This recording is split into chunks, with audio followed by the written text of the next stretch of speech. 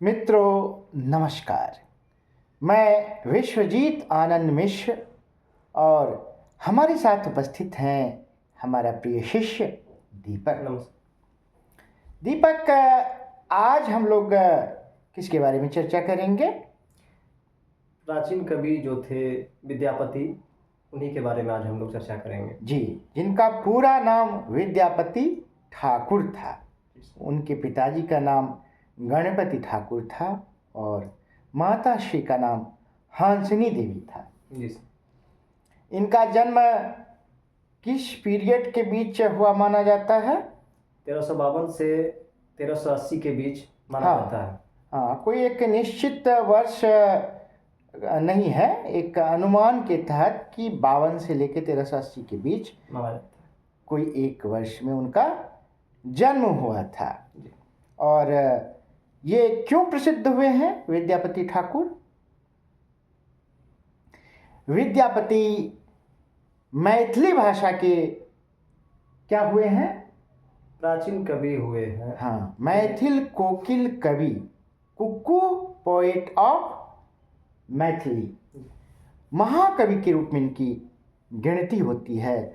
और ऐसा जो हिंदी साहित्य के 4 प्रमुख कवि हैं, उनके नाम आप बताएं।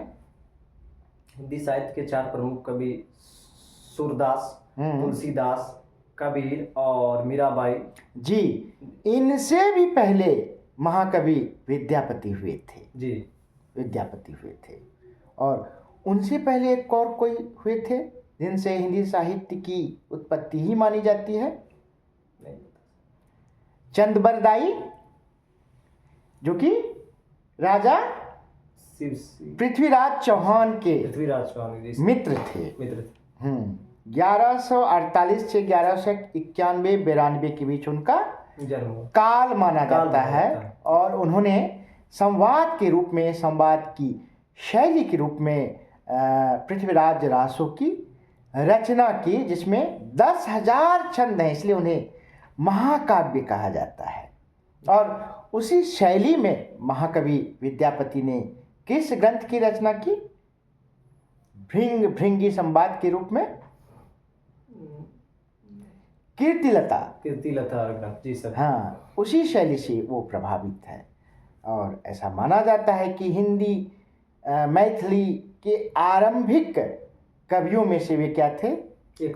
एक थे। उधर चंद्रबरदाई हुए, फिर उसके बाद विद्यापति ठाकुर हुए, उसके बाद ये चारों हुए, कबीर, सूरदास, तुलसी, मीरा, है ना? तो विद्यापति ठाकुर जी थे किसके आश्रित कवि थे?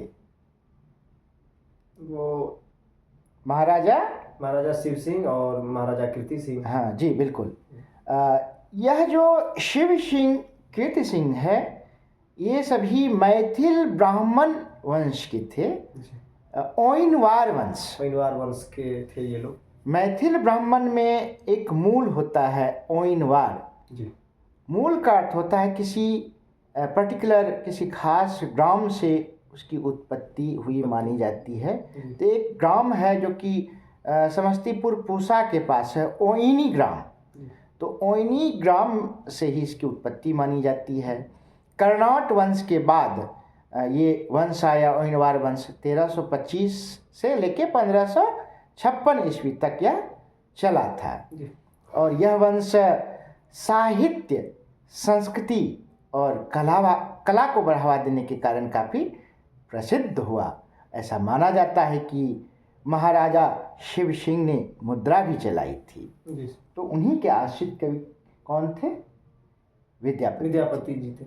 विद्यापति के बारे में कहा जाता है कि उनके पिता गणपति ठाकुर ने किनकी आराधना कर पुत्र रत्न को प्राप्ति किया था?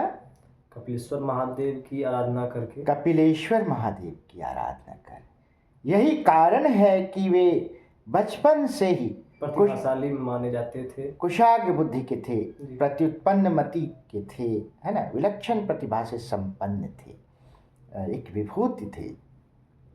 8 वर्ष की उम्र में ही उन्होंने अपने पिता के साथ जाकर महाराजा के दरबार में क्या किया था? कुछ रचना की थी।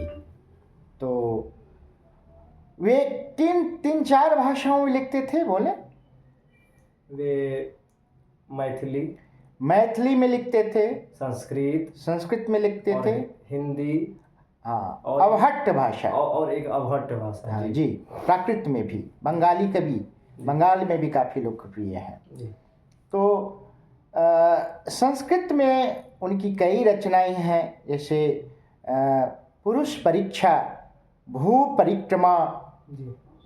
दान वाक्यावली, गंगा वाक्यावली, जी।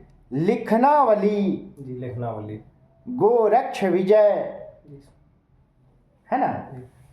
शैव सर्वस्व सार, जी, और विभाग सार, दुर्गा भक्ति तरंगिणी।